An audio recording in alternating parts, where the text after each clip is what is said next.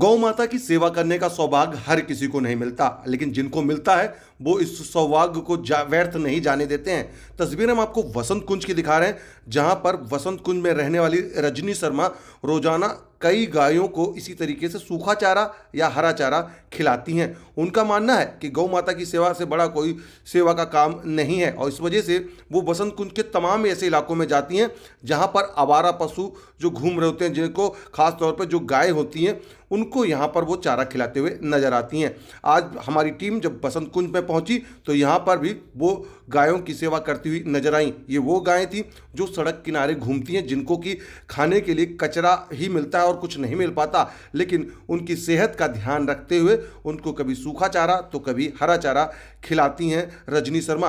रजनी शर्मा आपको बता दें कि लगातार क्षेत्र में इसी तरीके से सामाजिक कार्य करती हुई नजर आती हैं।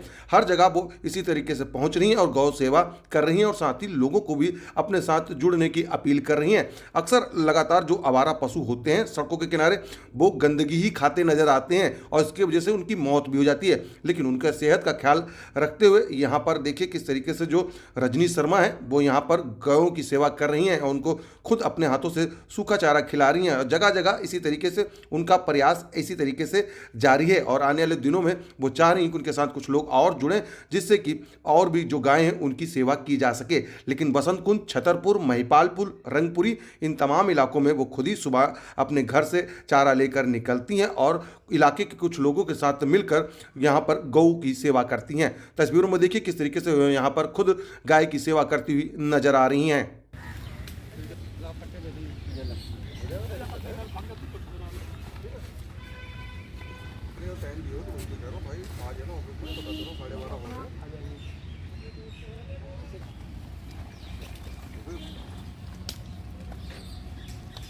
मैं रजनी शर्मा, इनाविल प्रेसिडेंट।